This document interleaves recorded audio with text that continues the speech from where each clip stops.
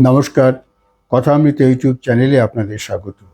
গবেষণায় জানা গিয়েছে আমাদের মস্তিষ্কের মাত্র 10% আমাদের কাজে লাগে, বাকি 90% নিষ্ক্রিয়ভাবেই থাকে। আমরা তাকে কোনো কাজে লাগাতে পারি না। কেন এমন হয়? ছোটোবেলা থেকে আমরা শিখেছি, জেনে এসেছি এটা করা ভালো না, ওটা করলে বিপদ, এটা করলে খুব বড় বিপদ আসতে পারে, এটা না করাই ভালো, এতে শরীর খারাপ হবে। এইরকম নানান জিনিস আমাদের মধ্যে শঙ্কা, ভয় এগুলো ঢুকিয়ে দেওয়া হয়েছে ছোটোবেলা থেকে, এই সমাজ থেকেই। এবং আমরা এভাবেই বড় হয়েছি এবং আমাদের মস্তিষ্ক আমাদের একটা ঘেরাটোপের মধ্যে ঢুকেছে। যখনই হয়তো কিছু একটা কঠিন কিছু করতে চাইছি, আমাদের মন তখন বলছে যে না না, এটা সম্ভব না। কারণ সে তো শিখেছে যে আমি এগুলো পারবো না, আমি এগুলো জানবো না। আমার মস্তিষ্ক ছোটোবেলা থেকে এগুলোই করা হয়েছে, বিপদের মধ্যে যাবে না, কষ্টের মধ্যে কাজ করবে না, এরকম কোনো বিপদ যেখানে থাকবে তার থেকে দূরে থাকবে।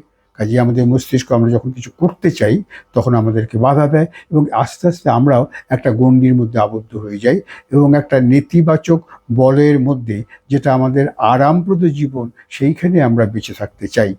কিন্তু আমরা যদি উল্টোটা করতে পারি, আমরা যদি আমাদের মস্তিষ্ককে বোঝাতে পারি আমার দ্বারা সম্ভব, আমি সবল, আমি নিশ্চয়ই পারবো। এবং এরকম উদাহরণ প্রচুর আছে। শারীরিকভাবে প্রতিবন্ধী অনেকেই অনেক কিছু করেছে সারা বিশ্বের মধ্যে। সেই জন্য আমরা নিজেদের মস্তিষ্ককে এই তথ্যটা জোগাড় করতে হবে, এই প্রোগ্রামটা দিতে হবে আমার দ্বারা সম্ভব, আমি পারবো, চেষ্টা করলে অবশ্যই হবে।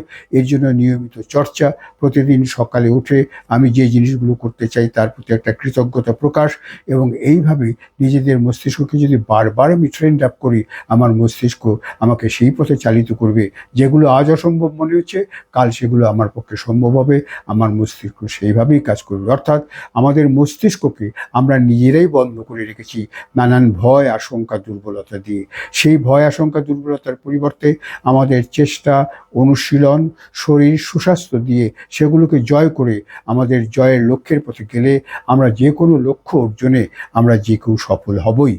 কাজেই আপনারা সবাই এবং আমরা সবাই যদি আজ থেকে শুরু করি, এই নেতিবাচক যা যা আমরা ছোটোবেলা থেকে অর্জন করেছি সেগুলোকে সব বিসর্জন দিয়ে তার বদলে ইতিবাচক সমস্ত চিন্তা আমি ঢুকাই।